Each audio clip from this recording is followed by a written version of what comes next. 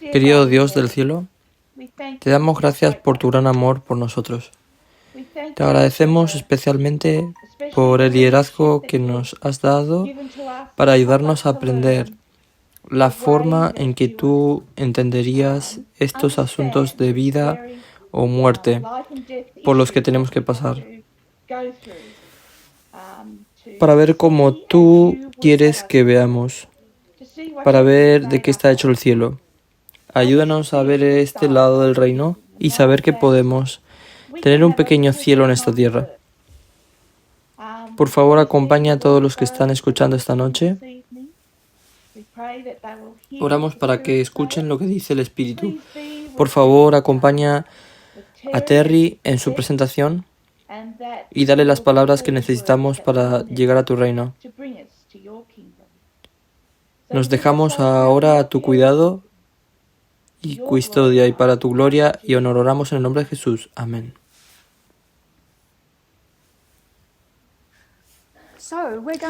Así que vamos a empezar con un versículo. Vamos a empezar con 1 Corintios 14, 32 al 33.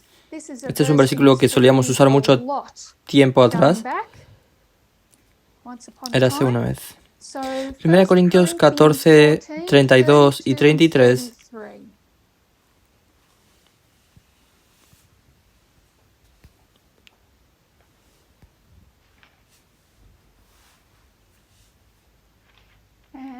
¿Quién quiere leerlo?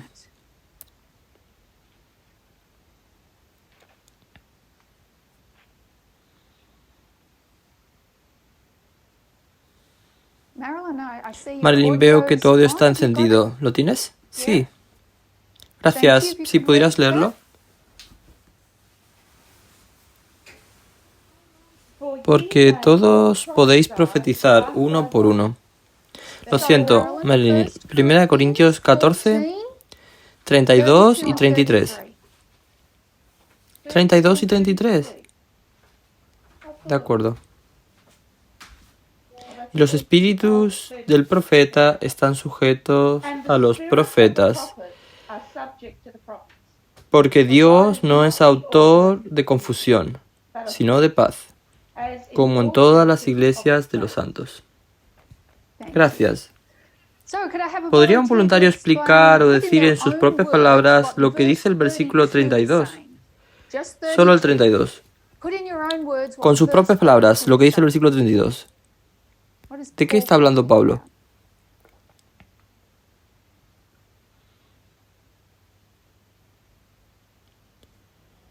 ¿Qué quiere decir?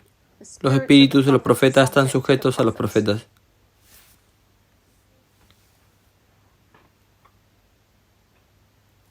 ¿Es que son testigos? ¿Son testigos? ¿Así que están sujetos a ellos?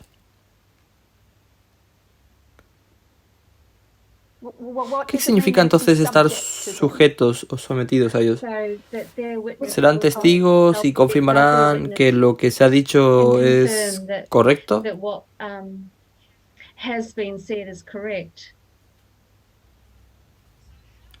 ¿Y cómo van a afirmar que lo que se ha dicho es correcto?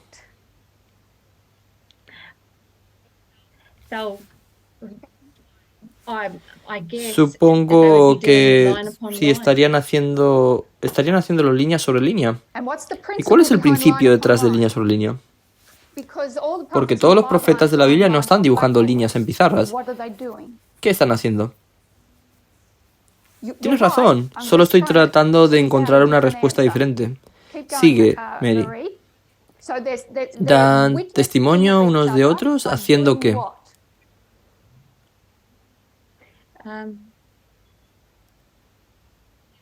¿Están repitiendo lo que ya se ha profetizado?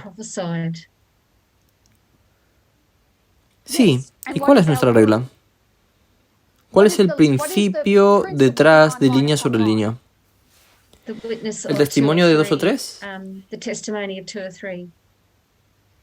testimonio de 2 o 3, algo está establecido. Esa es la firma de Dios. Cuando se dice que los espíritus de los profetas están sujetos a los profetas, significa que todos están de acuerdo. Moisés está sujeto a Pablo, Pablo está sujeto a Oseas, Oseas está sujeto a Cristo, Cristo está sujeto a Ellen White. Todos están de acuerdo. Sin poner a Cristo al mismo nivel que Ellen White, pero como profetas, todos tienen que estar de acuerdo el uno con el otro. Están sujetos el uno con el otro. Por el testimonio de dos, una cosa es establecida. Y como tú dijiste, Mari, ellos son testigos el uno del otro repitiéndolo. Y cuando lo repiten, y lo repiten de manera diferente, pero el principio es el mismo. Dicen lo mismo con palabras diferentes. Los espíritus de los profetas, su mensaje concuerda con el mensaje del otro. Porque Dios no es el autor de la confusión.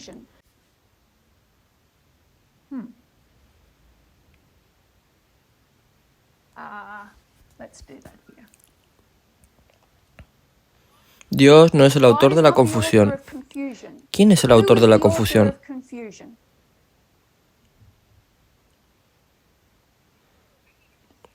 Os oigo decir a todos, Satanás es el autor de la confusión.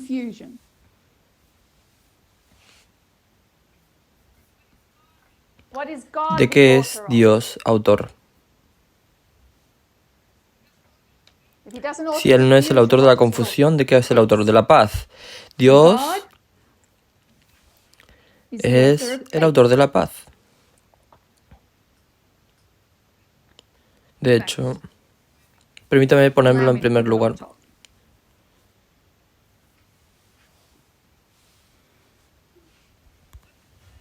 ¿Cuál es la palabra en la Biblia que asociamos con confusión?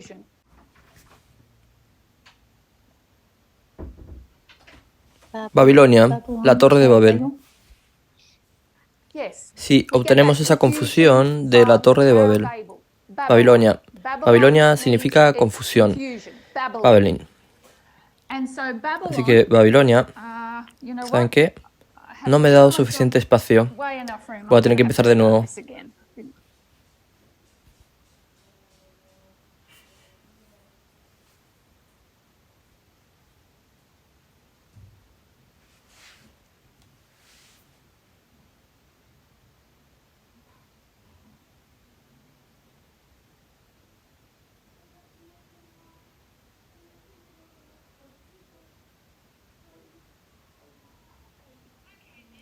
Ok. ¿Cuál es la palabra que voy a poner aquí arriba en esta línea? Jerusalén. ¿Por qué, Catherine? Porque lleva la palabra paz como shalom. Ciudad de paz. Ruega por la paz de Jerusalén. Los que prosperen te servirán. Que haya paz en tus murallas y en tus palacios. Ciudad de paz. Así que queremos saber más sobre Babilonia. Vimos la Torre de Babel. Voy a ser mala y me voy a meter con Lynn, porque Lynn y yo tuvimos una conversación hace poco y espero que te venga a la memoria, Lynn.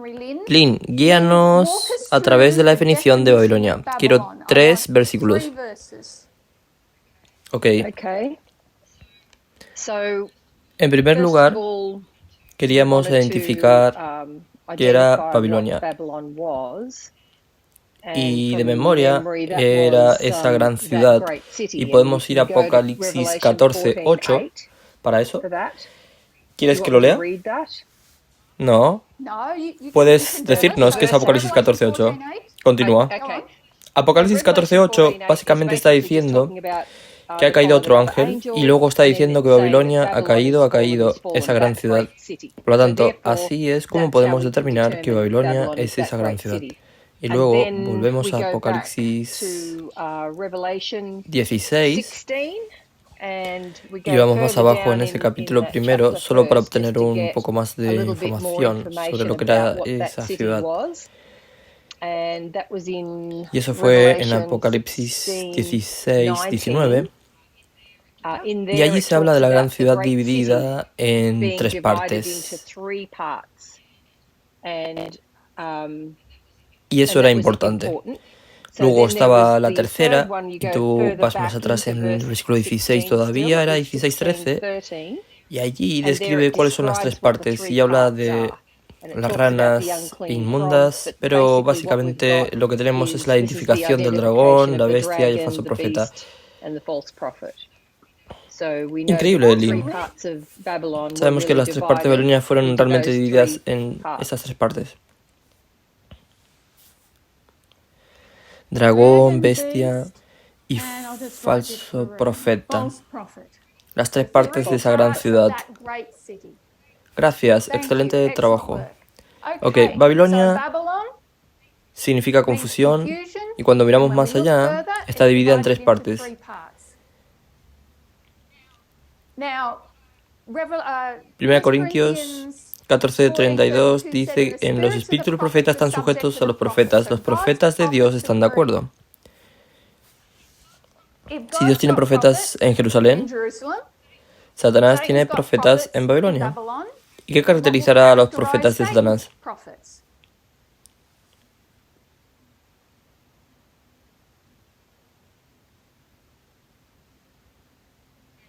¿Estarán de acuerdo?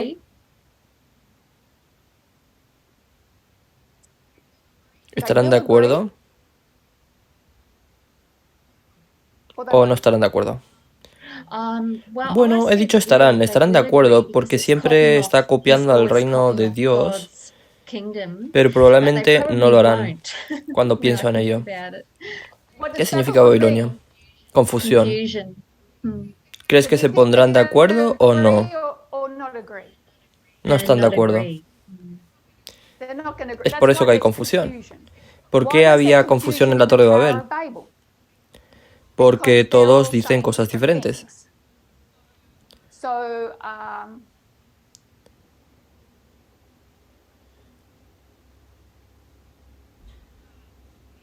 Si piensas en el conflicto de los siglos, cuando Elena de White habla de que el dragón extenderá su brazo, y yo estoy parafraseando, no lo recuerdo todo, a través de un abismo, y el otro extiende sus brazos a través de un abismo, eso significa que tienen profundas diferencias entre ellos. Se van a unificar por un breve periodo de tiempo, pero solo será breve, pero hay profundas diferencias. Entre los tres hay desacuerdos. No están de acuerdo, no dan testimonio el uno del otro, y dentro de sí mismos tienen desacuerdos.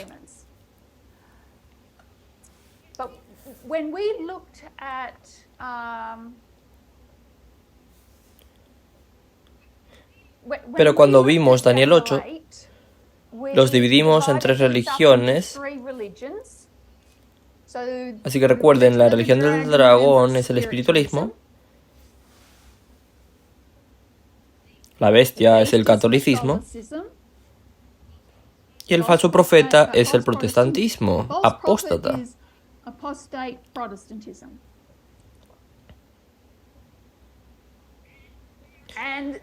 Y hay profundos abismos entre ellos. Aunque tengamos madre e hija, no se ponen de acuerdo.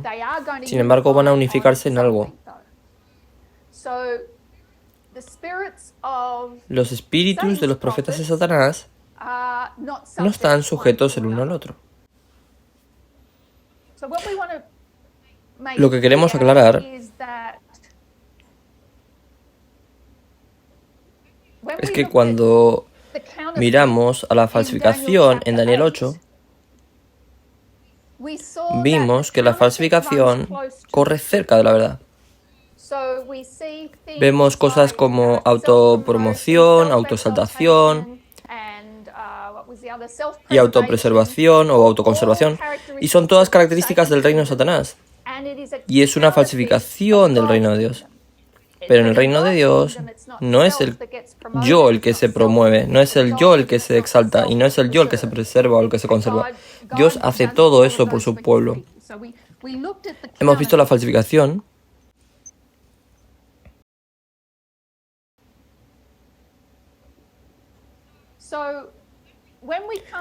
Cuando venimos aquí, cuando estamos viendo estos, entendemos que cada uno de estos es una falsificación. Cuando hicimos Daniel 8, reconocemos que el espiritualismo es el continuo. Es el continuo. Es lo que continúa, el Gadal, la autoexaltación, que fue desde el principio y continúa hasta el final. Y entonces vimos que el catolicismo es solo otra versión del continuo también. Y también lo es el protestantismo apóstata. El continuo va a continuar, pero se llamará de diferentes maneras. Cuando se convierta en catolicismo, va a ser llamada la abominación desoladora. Pero solo es otra versión del continuo.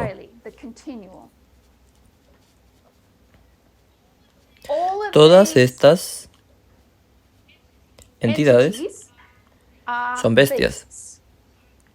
El dragón es una bestia. El falso profeta es una bestia. La bestia semejante a un cordero.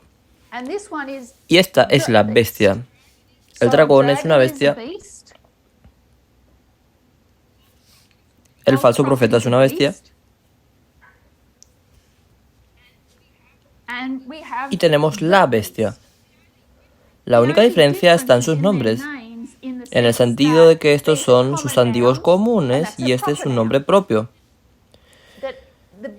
Todas ellas son bestias. Todas son el continuo, solo que tienen diferentes versiones de sus nombres y se manifiestan de manera diferente, pero esencialmente tienen las mismas características de una falsificación. Todos ellos son falsificaciones. Todos ellos son explicados en Daniel 8. El dragón es una falsificación. El falso profeta es una falsificación. Y este es la falsificación.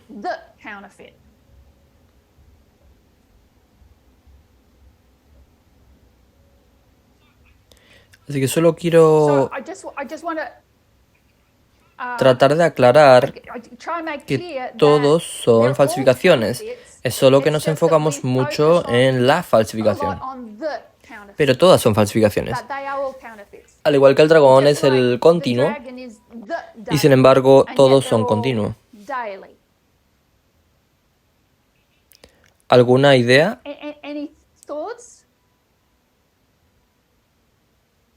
¿Ray? Anciana Terry. Elder Terry, is it Deberíamos pensar en should we el think of dragón y el the falso two, profeta like the dragon and the false prophet, como una copia de la copia? a copy of the copy? You know, so Si like tú if you tienes have la primera the copia, first copy, it would be like sería como bastante cerca de la original, pero luego cada copia then posterior each va a ser subsequent cada copy is gonna vez get menos less and precisa. less ¿Tiene su accurate. sentido? Does that make sense? Or is ¿O no es una forma that not really correcta de pensar? a right way to think? Yo lo veo más como los niños. Si miras a una familia, puedes ver a los niños y saber quiénes son su padre y su madre. Los niños se parecen a mamá y papá, pero son diferentes entre sí y son parecidos. Sí, claro. No llamarías a un hijo más hijo de su madre y su padre que al otro. Puedes mirar a esos hijos y saber de dónde vienen, aunque haya diferencias. Eso tiene sentido, gracias. That makes sense. Yeah, thank you. Si consideramos Jerusalén y pensamos en las tres personas de la divinidad, piensen, y voy a utilizar los términos bíblicos, el Padre, el Hijo y el Espíritu Santo. La Biblia dice que Dios es espíritu, así que el Padre es espíritu. El Hijo es espíritu, que habita en un templo de carne, la encarnación, y está el Espíritu Santo, nombre propio. Cuando hablamos de que el Padre es espíritu, usamos un sustantivo común, y cuando hablamos del Espíritu Santo se convierte en un nombre propio. Un poco de gramática al final de una larga semana. Un poco pesado, ¿no? Pero también lo hacemos de diferentes maneras con otras cosas. Tenemos que ser capaces de reconocer cuándo algo es un nombre propio y cuándo es un nombre común. Entonces, viendo el ateísmo, estamos viendo algo que viene bajo el título del dragón, bajo el paraguas del dragón. El dragón tendrá numerosos ejemplos de sí mismo, del continuo. Es un poder de bestia, es una falsificación. Y como estamos viendo el ateísmo, estamos viendo una falsificación. Va a estar falsificando el reino de Dios. Pero no es la falsificación. En el sentido cuando estudiamos el mensaje del clamor de medianoche o cómo el movimiento usa este término.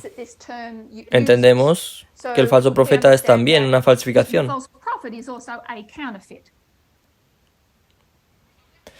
Así que cuando estamos mirando el ateísmo, deberíamos ser capaces de ver esos aspectos, características de los que estamos estudiando, que están imitando al reino de Dios, solo que de una manera diferente, como si fuera un hijo diferente de lo que hace la falsificación. ¿Alguna idea?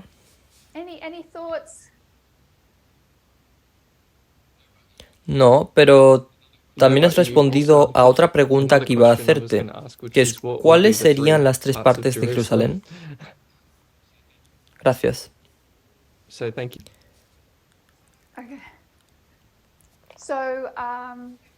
Cuando consideramos el sermón de Ted Wilson y realmente el enfoque principal de la corriente principal de la Iglesia Adventista del Séptimo Día, se enfocan en la falsificación y realmente no ven lo que está sucediendo con las otras falsificaciones también. Sabemos que todos ellos iban a unirse a través de los abismos y a través de los abismos, pero no están de acuerdo. Y como la Torre de Babel, todo se derrumbará porque no podrán seguir así. Y eso es todo lo que quería decir. El ateísmo.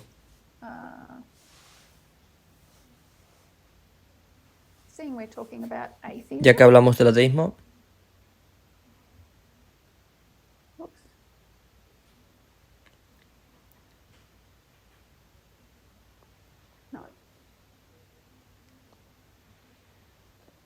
Este es un artículo del National Geographic. Es del año 2016 y dice, la religión principal más nueva del mundo es no religión. A medida que crece el secularismo, ateos y agnósticos intentan ampliar y diversificar sus filas. Vamos a leer un poco. No se suele pensar en la quiebra de iglesias, pero ocurre. En marzo, empujados por la muerte de feligreses y la falta de interés, los menonitas del Reino Unido celebraron su último servicio colectivo. Podría parecer fácil predecir que los antibautistas de pacotilla que siguen una fe emparentada con los Amish se volverían irrelevantes en la era de los smartphones, pero esto forma parte de una tendencia mayor. En todo el mundo, cuando se preguntan a la gente por sus sentimientos hacia la religión, cada vez más son las personas que responden con un Las personas sin afiliación religiosa, denominadas nones, están creciendo significativamente. Son el segundo grupo religioso más numeroso en Norteamérica y la mayor parte de Europa. En Estados Unidos, los nones representan casi una cuarta parte de la población. En la última década, los estadounidenses han superado a los católicos, a los protestantes tradicionales y a todos los seguidores de confesiones no cristianas. Es un grupo al que merece la pena prestar atención. Son un grupo numeroso. Aquí se muestran algunos mapas de cómo están creciendo y dónde no. No crecen en África. Y pasa a explicar por qué en algunas partes del mundo no crecen. El problema de la diversidad del ateísmo, a medida que el ateísmo crece como movimiento propio, no está cohesionado como leímos en un estudio la última vez. y es muy blanco. Un miércoles de finales de marzo, el Centro de Investigación de Washington DC organiza un happy hour llamado Drinking Skeptical, beber escépticamente. Alrededor de una docena de personas se presentaron para beber sin fe y todos menos uno eran blancos. Y eso serviría para explicar cómo se trata en gran medida de un movimiento blanco. Hablarán del occidente secular y dirá el privilegio de no creer. ¿Por qué? Bueno, déjame leer. Hay algunas teorías sobre por qué la gente se vuelve atea en gran número. Algunos demógrafos lo atribuyen a la seguridad económica, lo que explicaría por qué los países europeos con una red de seguridad social más sólida son más seculares que Estados Unidos, donde la pobreza es más común y una urgencia médica puede llevar a la bancarrota, incluso el asegurado. El ateísmo también está ligado a la educación, medido por el rendimiento académico. Los ateos en muchos lugares tienden a tener títulos universitarios o el conocimiento general de la panoplia de creencias en todo el mundo. De ahí las teorías de que el acceso a Internet estimula el ateísmo. Cuanto más se educa la gente y más seguridad económica tienen, menos necesitan a Dios. Lo vemos más en las naciones occidentales. La otra cosa es, y aquí se habla de las mujeres. En todo el mundo, el Centro de Investigación Pew encuentra que las mujeres tienden a ser más propensas a afiliarse a una religión y orar y encontrar la religión importante en sus vidas. ¿Y por qué es eso? Falta de educación y de seguridad económica.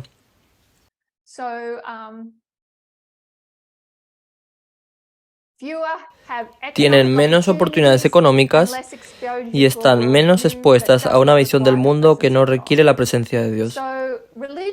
La religión tiene un lugar para las mujeres, la gente de color y los pobres.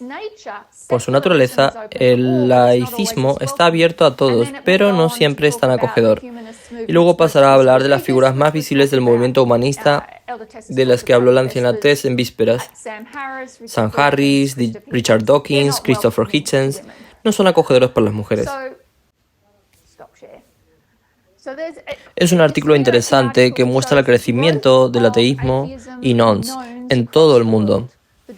El poder del dragón es grande e influyente. Es masculino y es blanco en gran medida. Y lo que hemos estado viendo cuando consideramos esta falsificación es un aspecto,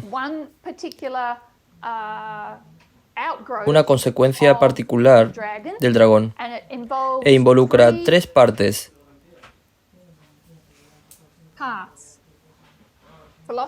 filosofía,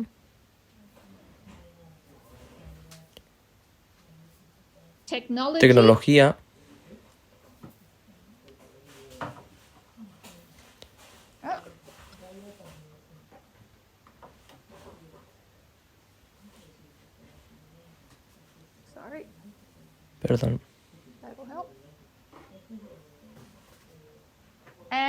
y élites.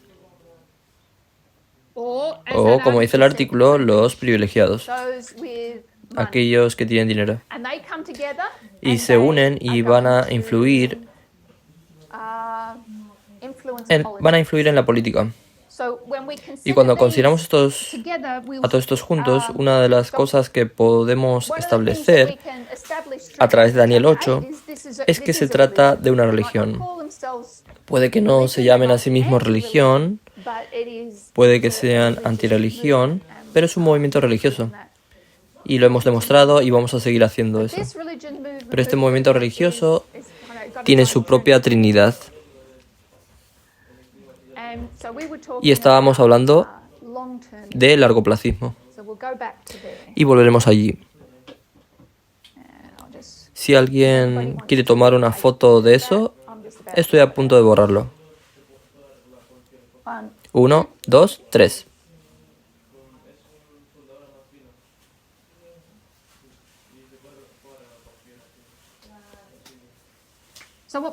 Lo que empezamos a ver la última vez fue la filosofía. Podemos seguir viendo la filosofía hoy y luego, con suerte, pasar a la tecnología la próxima vez. la filosofía. Nos remontamos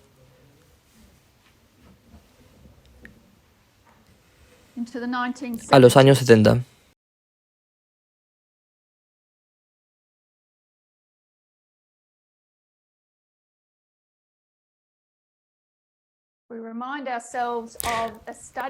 Recordamos un estudio del año 2021 sobre el ateísmo que decía: un nuevo estudio sugiere que mientras ateos y teístas comparten valores morales relacionados con la protección de individuos vulnerables, los ateos son menos propensos a respaldar valores que promuevan la cohesión de grupo y en realidad no se mantienen unidos, y más inclinados a juzgar la moralidad de las acciones basándose en sus consecuencias. Y esto es una filosofía llamada consecuencialismo, y un hilo particular de lo que estamos viendo en el utilitarismo. El utilitarismo es una teoría ética que distingue el bien del mal centrándose en los resultados. Es una forma de consecuencialismo.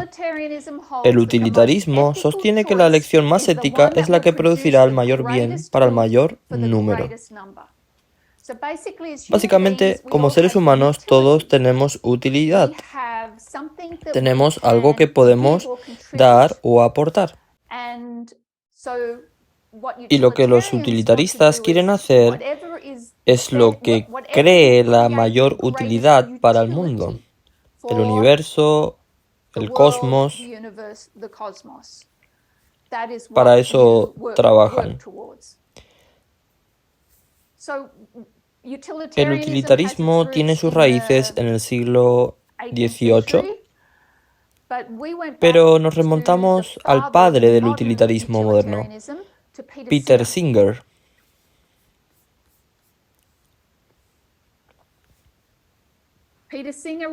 Peter Singer era un filósofo de Oxford, así que se le considera una leyenda viva entre los filósofos. Y cuando te dedicas a la filosofía, supongo que es como cualquier carrera. Cuando te dedicas a una carrera, quieres hacer algo en tu carrera que destaque. Si eres filósofo, quieres tener al menos un pensamiento excepcional al que la gente se agarre. A Peter Singer se le ocurrieron 3. Y él es conocido por 3 pensamientos o creencias consecuentes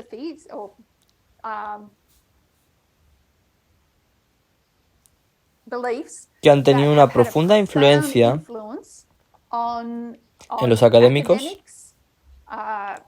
en los ateos o no, desde que los escribió. Y en 1971 él escribió Hambre, Afluencia y Moralidad, y ya hemos hablado de ello.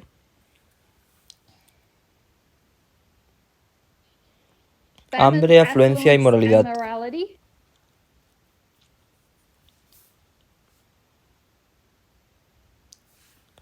Y el pensamiento clave era que la gente de los países ricos está moralmente obligada a dar una gran parte de sus ingresos a la gente de los países pobres. La distancia no significa nada. Su parábola del estanque es que si alguien se estuviera ahogando delante de ti, no te lo pensarías 2 veces antes de ensuciarte un buen traje y los zapatos.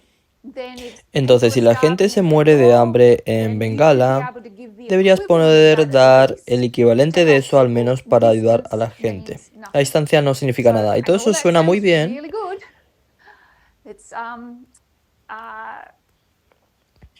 Esta forma de pensar impulsó a las agencias de ayuda internacional. Había ayuda internacional con las Naciones Unidas, pero esto expolió a más grupos seculares, grupos no religiosos, a participar también en la ayuda internacional. Esta no está exento de críticas.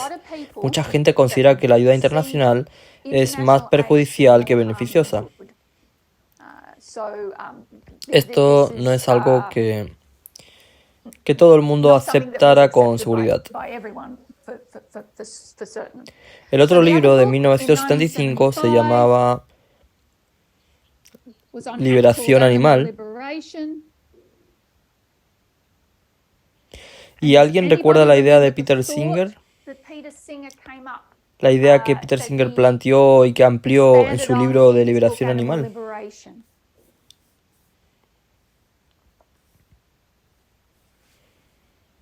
Diré lo que recuerdo de él.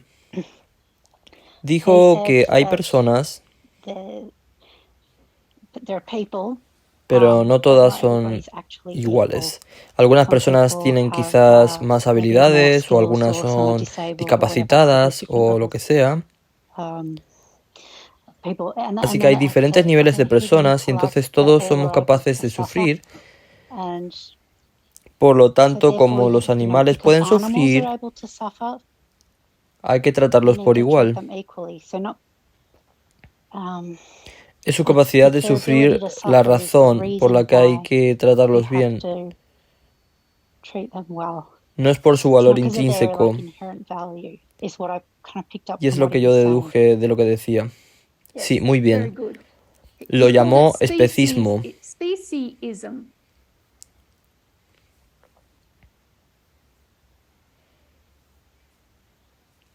Claro, lo he escrito bien.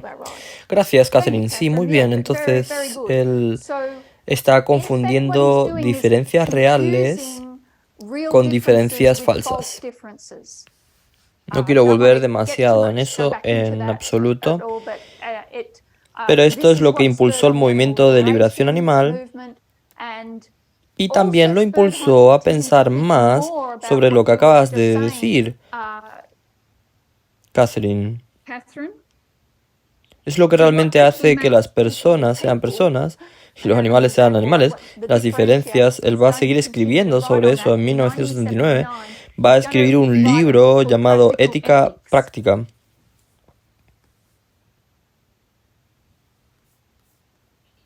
Y en él va a discutir la persona,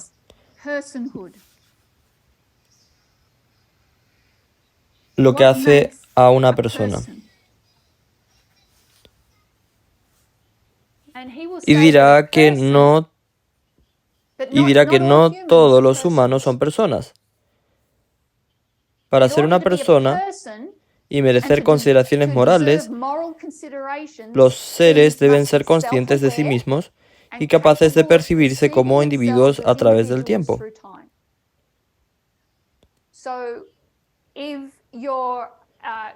Consideremos el aborto. Un feto no es consciente de sí mismo, por lo que no es una persona. Los padres, las madres, deberían tener la opción de abortar el feto si esa es su elección, porque no es una persona. Pero luego diría que un bebé tampoco es una persona. No tienen conciencia de sí mismos, no se entienden a sí mismos como un individuo en el tiempo. Y así, si un padre puede tomar la decisión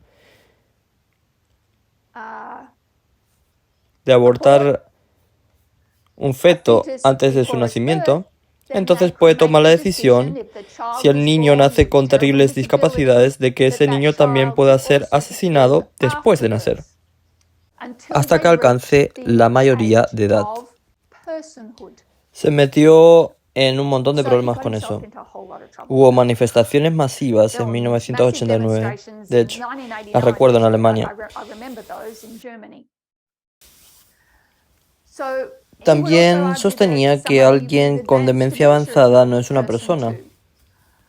Él definió lo que era una persona, lo que la convertía en tal. No estaba diciendo que estuviera bien matar a un niño, porque como utilitarista dirías, no mates a ese niño porque molestaría a los padres. Eso haría daño a los padres. Es la elección de los padres si quieren quedarse con el niño nacido.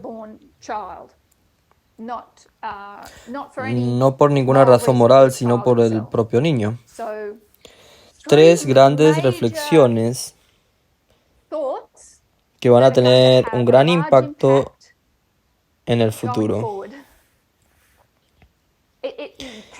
No se puede subestimar el trabajo de Peter Singer entre las élites intelectuales, especialmente en Oxford, pero en todo el mundo. ¿Bajaremos con el tiempo? En realidad citaré a Peter Singer. Matar a un bebé defectuoso no es moralmente equivalente a matar a una persona. A veces no está mal en absoluto. Es una cita de ética práctica. Puedes imaginarte que las personas con discapacidad estaban muy disgustadas y todavía lo están con las conclusiones de Peter Singer.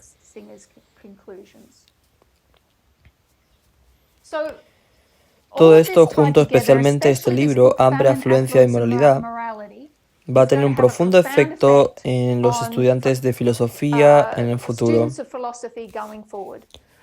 Y vamos a ver algunos de ellos. Su trabajo va a crear un montón de grupos de reflexión, grupos dentro de la academia. Y finalmente esto se va a desarrollar en el movimiento del altruismo efectivo, o el EA. Y voy a escribirlo aquí. En realidad, lo voy a escribir aquí.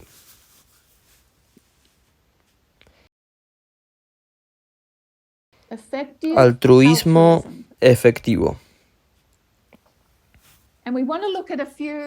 Y queremos mirar a algunos individuos, filósofos, que fueron los más influenciados por Peter Singer y han creado su propia influencia. El primero que vamos a ver, ya hablé de ellos antes, vamos a bajar al 2009.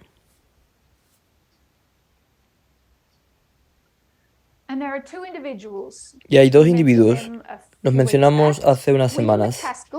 William McCaskill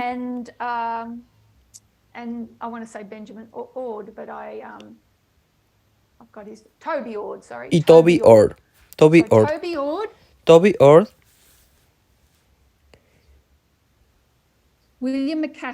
y William McCaskill,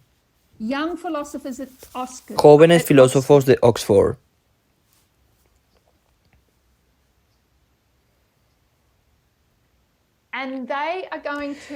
Y van a tomar el trabajo de Peter Singer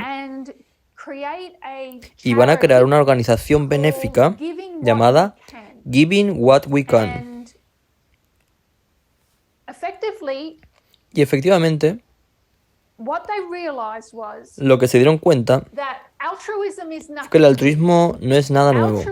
El altruismo es desinterés. Es dar. Es una preocupación desinteresada y desinteresada por el bienestar de los demás. No es nada nuevo. Lo que es nuevo es ser eficaz al respecto, tomar las creencias utilitaristas, llevarlas al altruismo para sacar el máximo provecho de las donaciones caritativas. Y si vamos a tomar la parábola de Peter Singer sobre el estanque, entonces, y nosotros queremos ayudar a la gente en el extranjero, porque toda su ayuda sería en gran medida en los países del tercer mundo, entonces tenemos que buscar la manera más eficaz de hacerlo. Así que acuñaron el término altruismo efectivo y crearon una...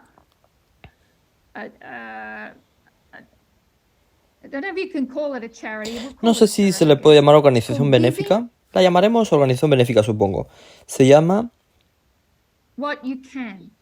Donando lo que podamos.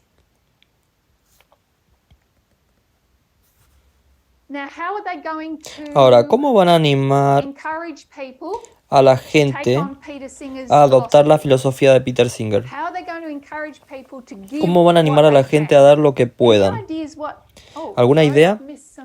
Oh, lo siento, me he perdido algunas manos. Molly, ¿tenías la mano levantada? Iba a hacer una pregunta porque parece que básicamente construye esto sobre el darwinismo. Sí. Sí, es solo una extensión natural del darwinismo. Todos somos animales. Debemos cuidarnos unos a los otros, y de ahí el especismo, y tenemos que determinar entonces entre los animales. Y es ahí donde se le ocurrió la persona. Hay hilos que corren a través de su pensamiento, no se detiene demasiado en ello, solo es consciente de ello. Pero hay otros que han insistido mucho en ello y se va a desarrollar especialmente con los grupos en línea. Una vez que tienes grupos de chat, blogs, esto está creciendo. Giving what we can, están intentando animar a los estudiantes, a la gente de estas universidades a ser más eficaces. En primer lugar, pensar en el altruismo y ser más eficaces al respecto. ¿Adivinas qué es lo primero que van a hacer para que la gente done? Mala manera de plantear la pregunta. ¿Alguien ha investigado sobre ellos? ¿Sobre Toby Orr o William McCaskill? ¿Cuál es su idea? Su primera idea. Vamos a animar a la gente a dar. Lynn. No he investigado nada al respecto, así que realmente no lo sé. Solo estoy dando un paso en la oscuridad. Pero me parece que van a hacer una campaña de marketing e intentarán involucrar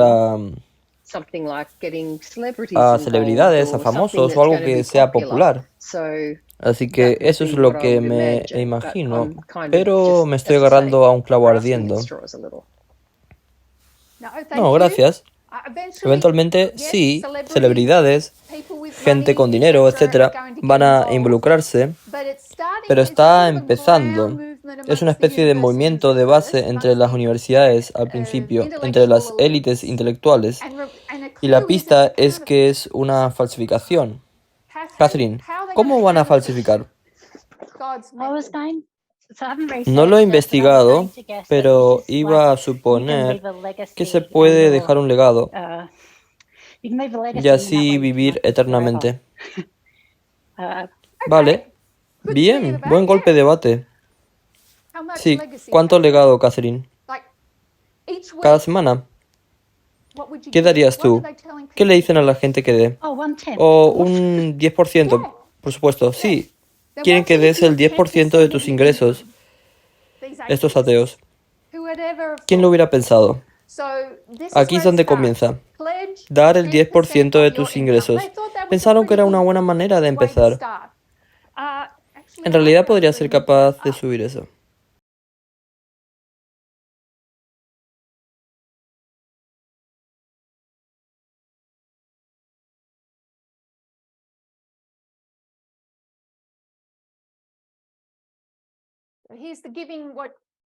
Aquí está la página de Donando lo que podamos, de Wikipedia.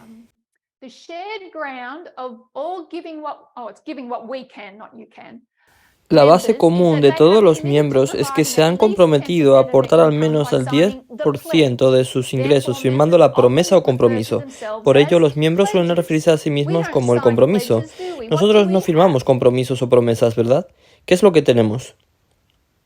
¿Qué es lo que falsifican ellos? Los votos.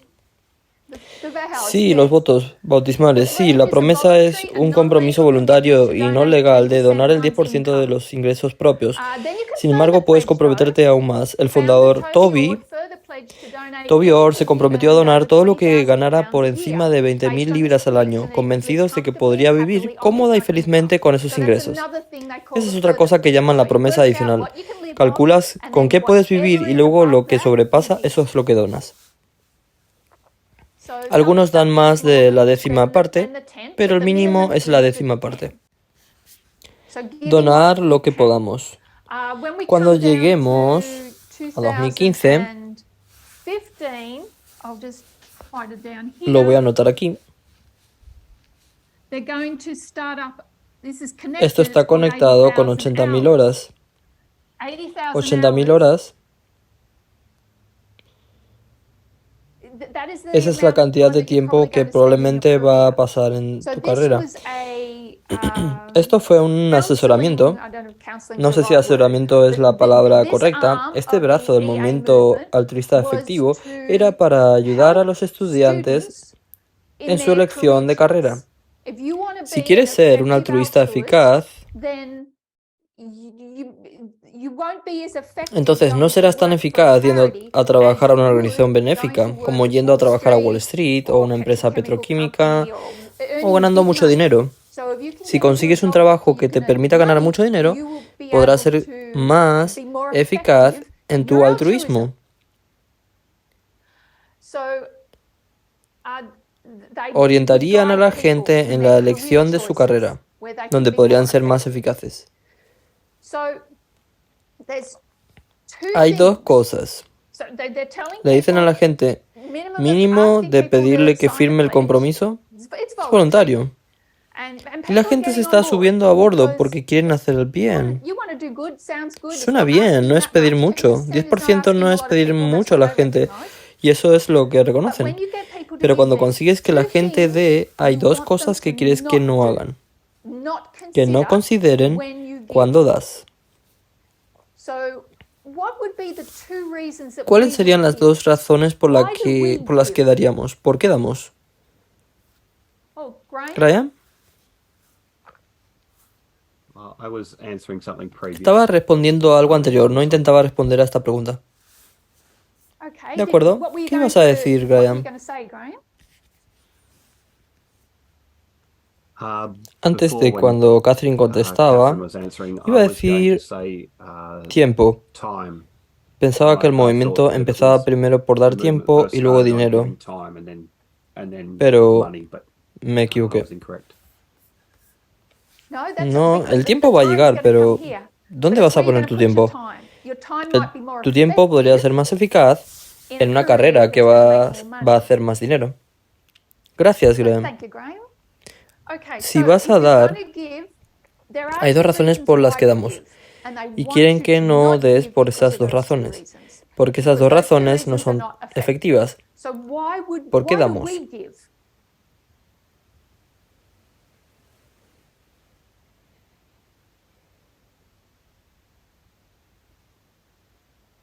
¿Alguna idea? ¿Qué es lo que te hace dar?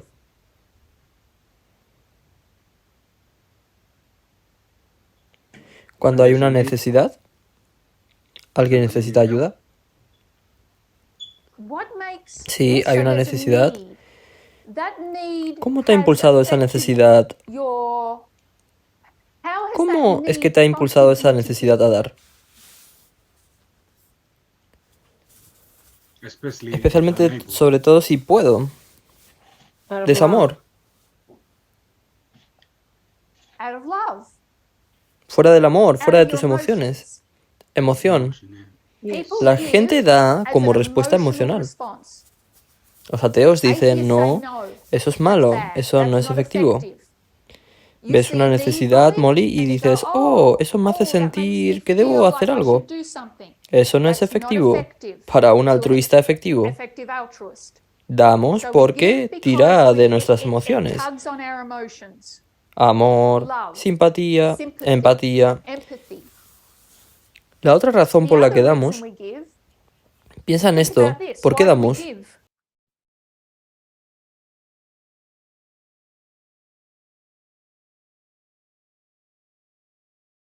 ¿A qué está ligado para nosotros?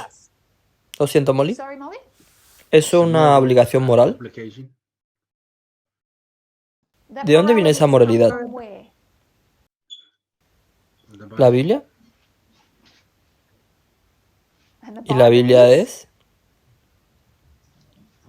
¿En qué no creen los ateos? En la palabra de Dios. Dios dijo que les diéramos el 10%. Sí, estás bien. Estoy pensando en la palabra religión, así que está bien. ¿Damos por nuestra religión o damos por nuestras emociones? Gente de todo el mundo o dan porque les tira la emoción o por religión. Y los ateos dicen que eso es dar mal, que es dar ineficazmente. Queremos que se dé, pero no por religión ni por sus emociones. ¿Qué van a usar en su lugar? ¿Con qué van a reemplazar la religión y las emociones? Y lo van a sustituir por las matemáticas. Así que para ser eficaces van a utilizar un montón de herramientas matemáticas para averiguar cuál es la forma más eficaz de dar. Y ya hemos hecho un poco de gramática esta noche, así que no vamos a hacer ningún ejercicio matemático, porque hará que te duela la cabeza. Pero hay todos estos cálculos de probabilidad.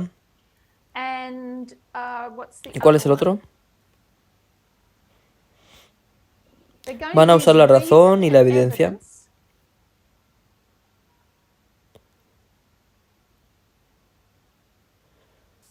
Y solo estoy tratando de...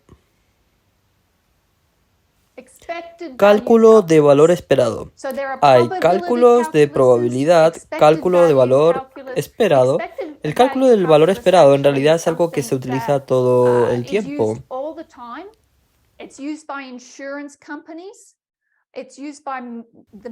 Es utilizado por las compañías de seguros, es utilizado por la industria médica. Así que calculas la probabilidad, la posibilidad de que ocurra algo como un incendio o una inundación, y la frecuencia con que ha ocurrido en el pasado, y pones todos esos números en tu fórmula y obtienes un cálculo de valor esperado.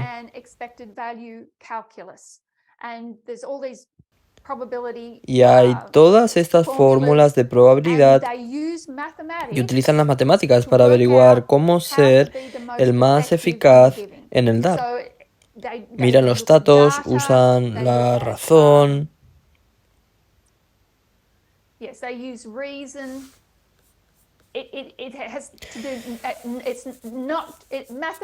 Las matemáticas tienen la autoridad.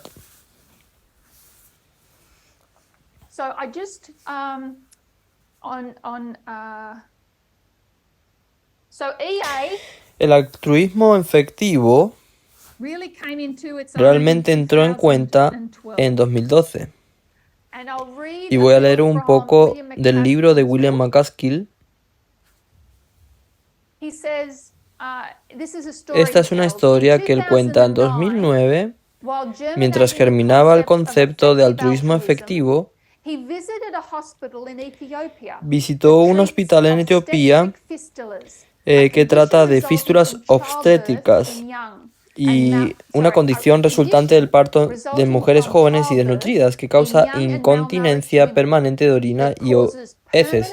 Según la Fistula Foundation, que financia el hospital, la mayoría de las mujeres que desarrollan fístulas son abandonadas por sus maridos y condenadas al ostracismo por sus comunidades debido a su mal olor. En el hospital, McCaskill conoció a algunas de las mujeres que padecían la enfermedad. Por varios años después, llegó a la conclusión de que aunque la organización reparaba fístulas a bajo coste y salvaba a estas jóvenes de destinos terribles, otras que trabajaban en temas diferentes estaban teniendo un mayor impacto y que en su lugar debían recibir sus donaciones. Y los cálculos matemáticos que utilizó para determinar ese impacto fueron descritos en su libro. Exponía todas las fórmulas y las razones para no donar a esto, sino a otra cosa. Tú puedes imaginar la Fundación Fístula. Estaban muy molestos. En realidad, muchos de sus cálculos y la información que estaba utilizando era errónea. Y debido a la decisión que tomó en su libro, les quitó muchas donaciones. Según la Fundación Fístula que financia el hospital, la mayoría de las mujeres que desarrollan fístulas son abandonadas por sus maridos. Oh, eso ya lo he leído.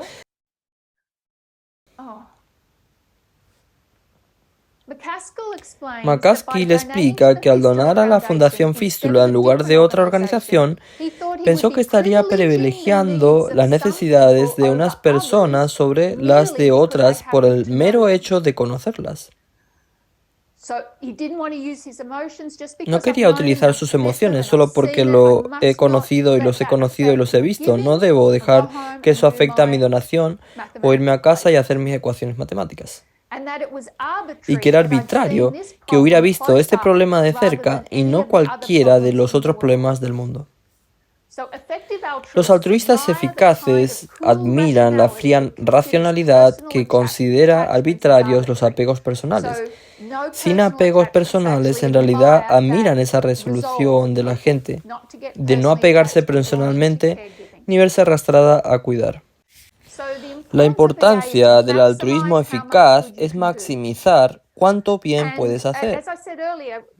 Y como he dicho antes, cuando hablamos sobre todo de ayuda internacional, no está tan claro. Se puede pensar en cuánto se puede obtener por cada dólar, pero no se tienen en cuenta las necesidades individuales. Y lo veremos más adelante. Habrá otro ejemplo de ello. Acabo de presentar a Toby Orr y William McCaskill, son los fundadores de este movimiento altruismo eficaz. En 2021, Toby Orr escribió El precipicio.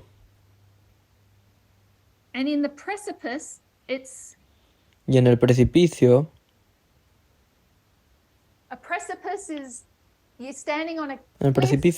estás parado en un acantilado y estás a punto de caer y morir, y se trata de amenazas existenciales. El mundo está en el precipicio de la extinción y hablamos de eso en un estudio anterior. Todas las cosas que están preocupando al mundo en este momento y que en realidad podría llevarnos a la extinción. Ahora va a combinar esta idea de las amenazas existenciales con el altruismo efectivo.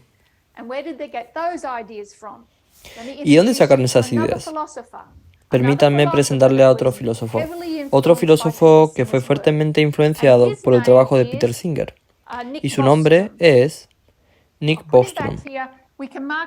Lo pondré aquí atrás y ha escrito más de 200 libros y marcaré esto como 2005.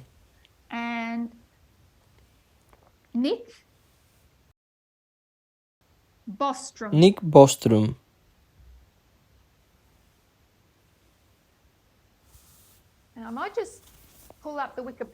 Podría buscarlo en Wikipedia. Sería lo más fácil. Echemos un vistazo a Nick. Filósofo de Oxford. En realidad es de Suecia. Pero es autor de más de 200 publicaciones. Ha escrito 2 libros y coeditado otros 2. El libro que vamos a considerar es Superinteligencia.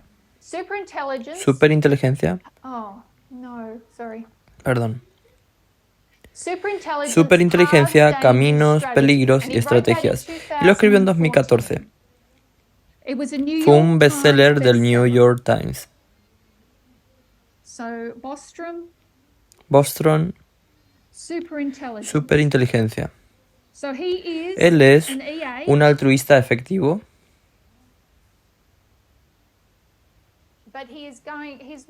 pero su trabajo se centra sobre todo en los riesgos existenciales. Aspectos de la investigación de Bostrom se refieren al futuro de la humanidad y los resultados a largo plazo. Habla del riesgo existencial, que define como aquel en el que un resultado adverso aniquilaría la Tierra, originando vida inteligente, o reduciría permanentemente y drásticamente su potencia.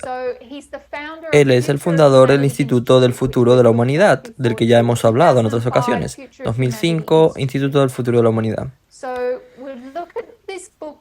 Nos fijamos en este libro que escribió en 2014. En 2014, el libro Superinteligencia, Caminos, Peligros y Estrategias, Bostrom razona que la creación de una superinteligencia representa un posible medio para la extinción de la humanidad.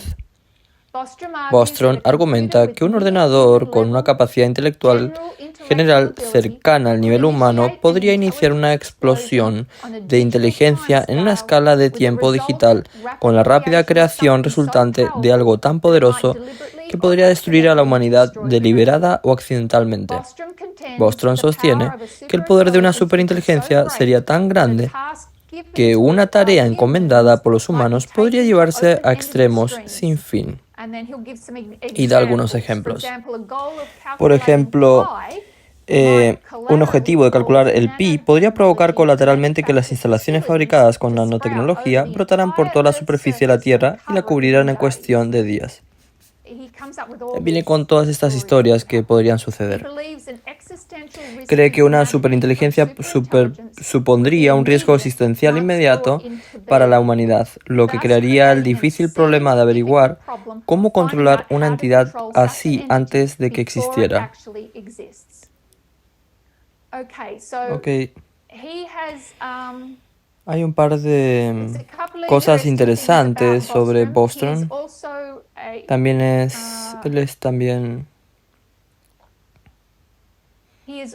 Él es también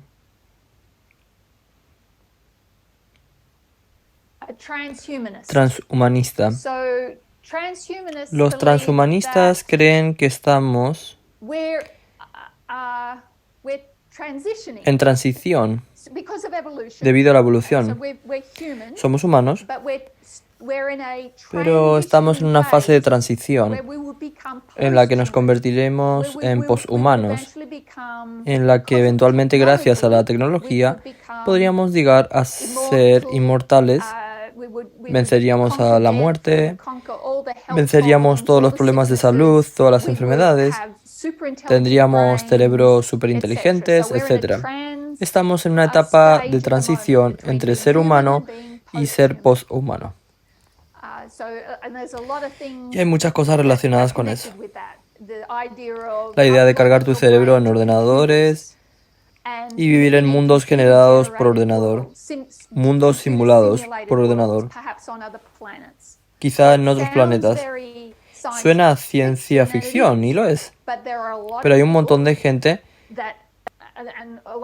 y muchos de los de altruismo efectivo, que han comprado esta filosofía también. Nick Bostrom va a aportar sus cálculos al movimiento altruista eficaz y ahora van a considerar que la principal necesidad altruista de la humanidad es detener cualquier amenaza existencial.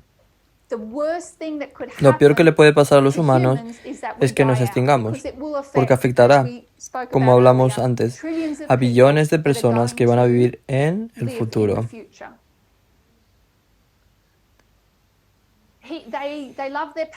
Les encantan sus parábolas. En este libro, Nick Bostrom cuenta la parábola de los gorriones. Los gorriones están construyendo nidos, tienen problemas y piensan, ¿no sería bueno que nos ayudara un búho? Los búhos son tan sabios que podrían protegernos. Hay un gorrión tuerto que dice, no creo que sea una buena idea. Creo que deberíamos entrenar al búho antes de hacer que él trabaje para nosotros. Los gorriones no escuchan, dicen, no, conseguimos al búho y luego nos preocupamos de eso. Ya sabes cómo acaba la historia para los gorriones. Él toma esa parábola y la aplica a la inteligencia artificial. La idea de que los ordenadores serán tan inteligentes que podrán crear otros ordenadores y no necesitarán a los humanos más que para usar sus cerebros si hay algún uso potencial para el cerebro de una persona. De lo contrario, no habrá ningún uso para los humanos. Estas son las cosas, como hemos dicho antes, que les mantienen despiertos hasta altas horas de la noche. En 2009, Nick Bostrom escribió un artículo en el que argumentaba que un desastre no existencial que causará el colapso de la civilización global es, desde la perspectiva de la humanidad en su conjunto, un revés potencialmente recuperable. Una masacre gigante para el hombre, un pequeño paso en falso para la humanidad. Pequeñas cosas que suceden ahora, como la Segunda Guerra Mundial o Ucrania, son solo parpadeos en el radar.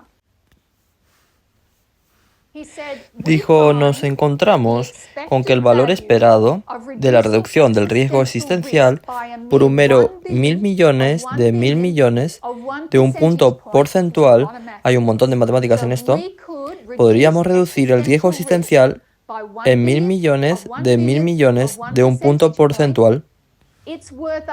Vale 100.000 millones de veces más que salvar 1.000 millones de vidas hoy. Espero que eso no te haya hecho perder la cabeza. Pero si pudiéramos reducir el riesgo existencial en 0,000001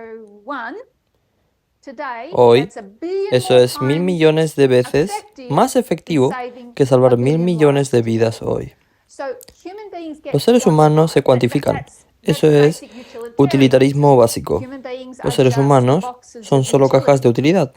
Y puede ser que podamos sufrir 1.000 millones de muertes hoy, con tal de que estemos trabajando para salvar 1 billón de vidas dentro de unos miles de millones de años. Y las matemáticas no mienten. El movimiento del altruismo efectivo es esencial para entender cómo se desarrolló el largoplacismo. William MacAskill primero va a escribir un libro llamado Largoplacismo Fuerte, y luego va a escribir un libro que salió este año, 2022,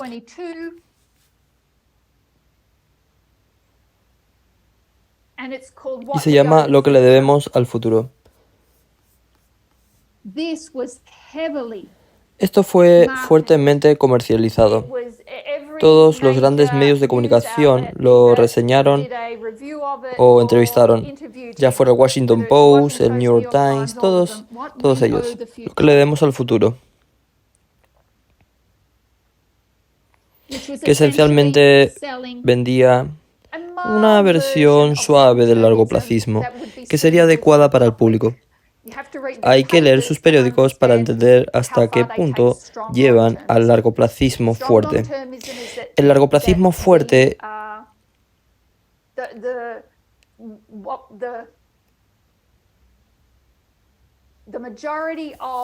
es que la mayor parte de nuestro trabajo, nuestra prioridad, debe ser detener los riesgos existenciales. No te preocupes por el hambre en el mundo, podemos hacerlo, pero no es realmente la mayor preocupación.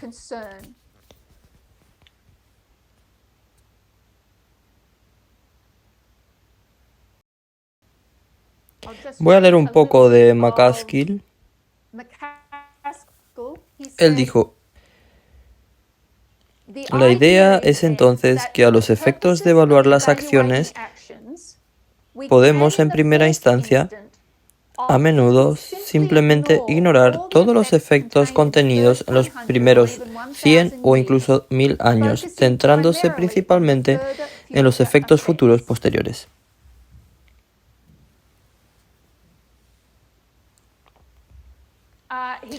Y añade que... va a decir... perdí.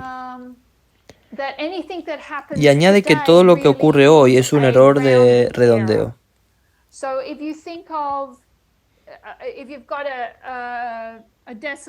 Si tenemos un número decimal como 7.1654327, lo que hacemos es redondearlo a 6 dígitos.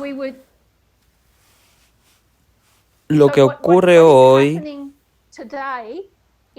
es totalmente intrascendente. Lo redondeamos. Es un error de redondeo. Error de redondeo de la Segunda Guerra Mundial. Si pensamos en la historia de la humanidad como en un libro, estamos en la primera página. Todos nuestros esfuerzos y prioridades deben dirigirse a proteger el futuro a largo plazo.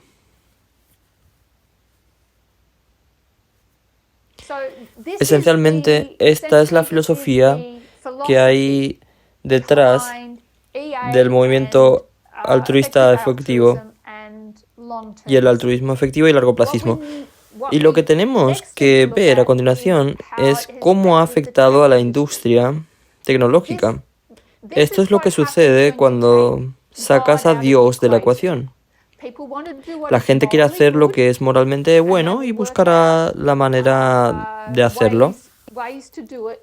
Y eso deja a Dios y a las emociones, porque las emociones no se consideran inteligentes, fuera de la ecuación, entonces tienes que reemplazar eso con algo. Y lo que han reemplazado, lo reemplazan con las matemáticas, básicamente. Lógica, razón, un montón de ecuaciones matemáticas para llegar a la forma más eficaz. Nos vamos a detener aquí por tiempo, pero en 2012 William McCaskill conoció a un joven llamado Sam Bankman-Fried y le aconsejó que buscara un trabajo con el que pudiera ganar la mayor cantidad de dinero para poder ser un altruista eficaz. Y él se dedicó a las criptomonedas.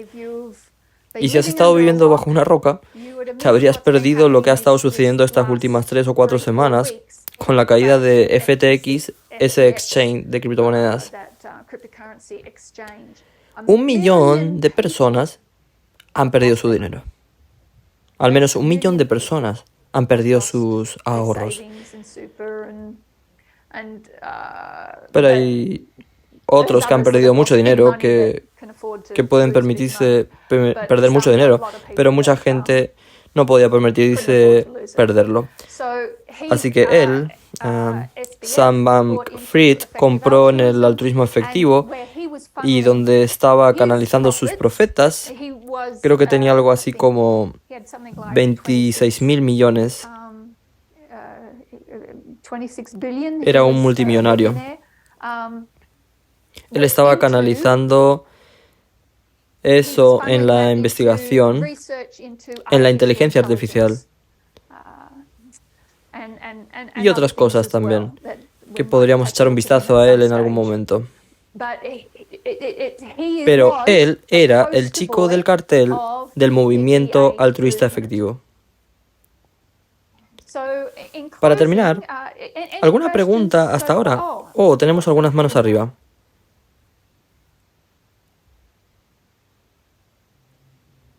Graham. Con el ejemplo que se puso antes sobre la ecuación matemática para dar a las mujeres con esa enfermedad que tenían, no recuerdo cuál era, fundación de la fístula. Sí.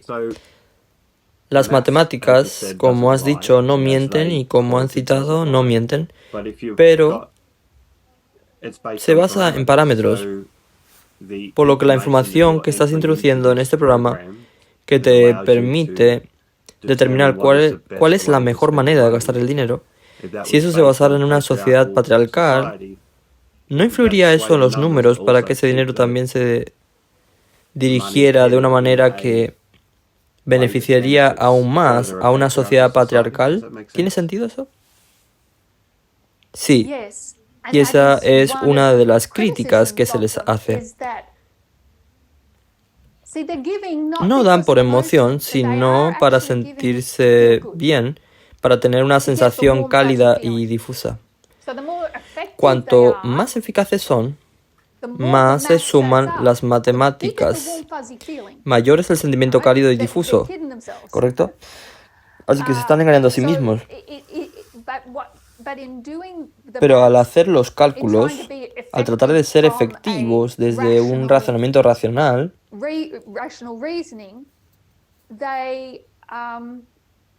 ellos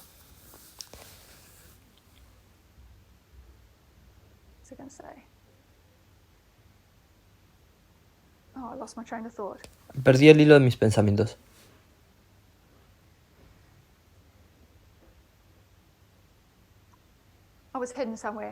Me dirigí a alguna parte, lo siento, Brian. ¿Qué has dicho otra vez? Solo asking whether preguntaba si the numbers that they had los to números enter que into tenían this que introducir en algorithm este algoritmo, that told them the best que les place decía el to mejor spend their lugar para money. gastar su dinero, This is obviously skewed esto está by obviamente patriarchal sesgado por el philosophy. patriarcado. Y me detendré allí. Yes, thank you. ¿Tienes tu Sorry. opinión? Is they're not dealing Sí, with the gracias. systemic problem. Lo siento. Si no se ocupan de los problemas It sistémicos, is a feel good. And they're not dealing es para sentirse bien. with corruption Y no se ocupan de cosas como la corrupción o el patriarcado o el racismo, el sexismo y todas esas cosas. Mucho de lo que hacen es comprar mosquiteras para que los niños y los adultos no contraigan la malaria, lo que suena bien, es bueno. Pero se basan en ecuaciones matemáticas cuando van a los países a distribuir esas mosquiteras. Mira a Peter Singer, ¿verdad? ¿Salvó a este niño en el estanque aquí? ¿O puede salvar con ese mismo dinero, probablemente podría salvar a 5 niños por el coste de mi traje y mis zapatos en un país del tercer mundo? Pero, ¿y si para salvar a ese niño en un país del tercer mundo tengo que matar a una persona para salvar a 5 niños, dando al gobierno armas? Así que la ayuda internacional es complicada. Hay que enfrentarse a la corrupción. Y ese es otro agujero de conejo para ir abajo y es el problema con la ayuda internacional. Y pones ayuda en Siria, el mayor campo de refugiados del mundo, creo que está en Siria, corregirme si me equivoco, es grande, de todos modos. El gobierno se lleva el 50% de la parte superior. Por lo que puedes hacer la cuenta matemática de que parece que se está beneficiando un montón de gente. Pero lo que sucede detrás de la escena no es realmente lo que se tiene en cuenta, porque lo que creen es que de arriba hacia abajo, donde los listos determinamos dónde va el dinero, eso no son derechos humanos. Los derechos humanos son escuchar a la gente diciendo, tenemos necesidades, por favor, escúchennos. Les diremos dónde se gasta mejor. La gente del país, la gente, los individuos necesitados, conocen a los expertos para saber cuáles son sus necesidades. Y hay tantos ejemplos de ayuda internacional deficiente en la que no se ha tenido en cuenta a la población local. Y solo para continuar con su punto, Graham, con las matemáticas que usan tienen que ver con probabilidades. Es una falsificación de lo que hacemos. En el largoplacismo que están prediciendo, pero que están prediciendo sobre la base de probabilidades.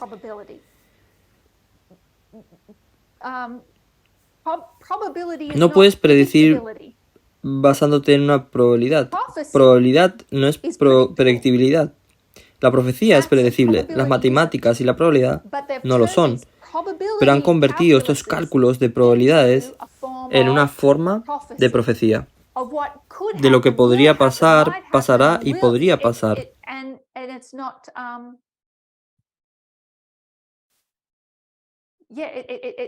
Y tampoco es razonable, pero la gente se los cree.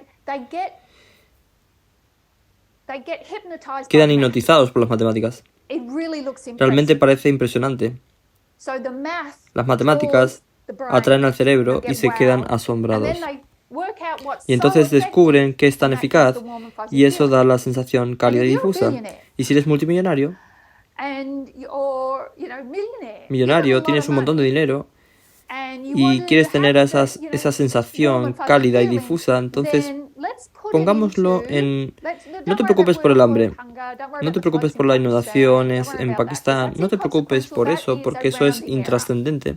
Es un error de redondeo, pero podría invertirlo en un grupo de reflexión que trabaje en todos los problemas relacionados con la inteligencia artificial y en un montón de gente divirtiéndose con simulaciones por ordenador. Y puedo sentirme muy bien conmigo mismo. Y no solo estoy haciendo algo que es moralmente bueno, Estoy haciendo la mejor cosa moral que se puede hacer,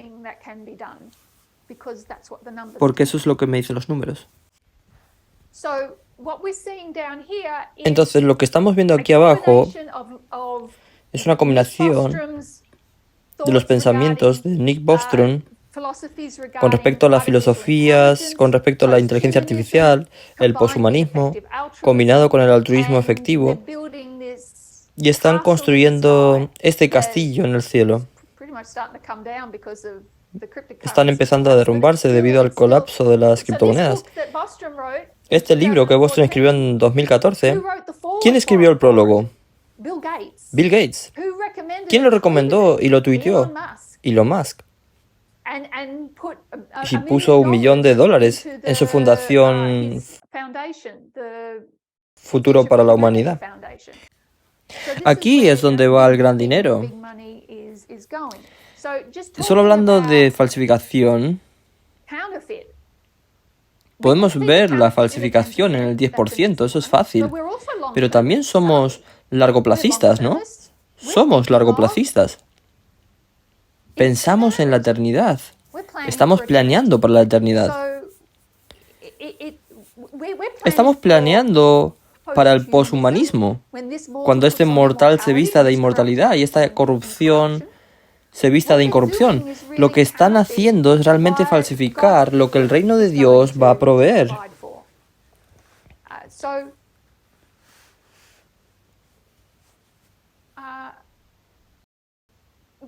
Brian, has levantado la mano un par de veces. ¿Hay algo que quieras añadir a eso? No, that's from something previous. No, eso era algo de antes. Gracias. ¿Y Molly? No, solo pensaba en cómo son de listos en la falsificación usando las matemáticas, porque para ellos, mientras los números cuadren, les dan buenas sensaciones, pero sin saber el fraude y todo lo que pasa detrás de la escena. Suena como un plan de salvación muy complicado. Sí, porque la vida es complicada y dar es complicado. Y la inteligencia es complicado. No es solo racionalidad. Eso también lo veremos en el futuro. Así que hemos seguido a través del desarrollo de la filosofía y cómo hemos terminado con el largoplacismo. No puedes separar el largoplacismo del altruismo efectivo. Solo hace unos meses que esto no estaba realmente en los principales medios de comunicación. Algunas personas lo llamaron la filosofía más peligrosa que nadie conoce. Hasta el colapso de FTX, el exchange. Podríamos seguir en eso. Especialmente con este libro que estaba recibiendo un montón de buena publicidad. New York Times, Vox. El Washington Post fue el único con artículos diciendo que hay algo que no está bien aquí. Pero había otros periódicos que estaban comprando en esta religión.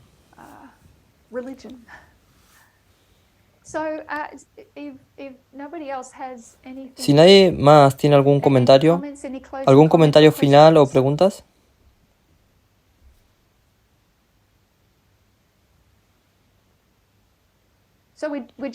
Estamos entrando en el dragón y este movimiento que está bajo el paraguas del poder del dragón, el espiritismo, que es otra falsificación del reino de Dios.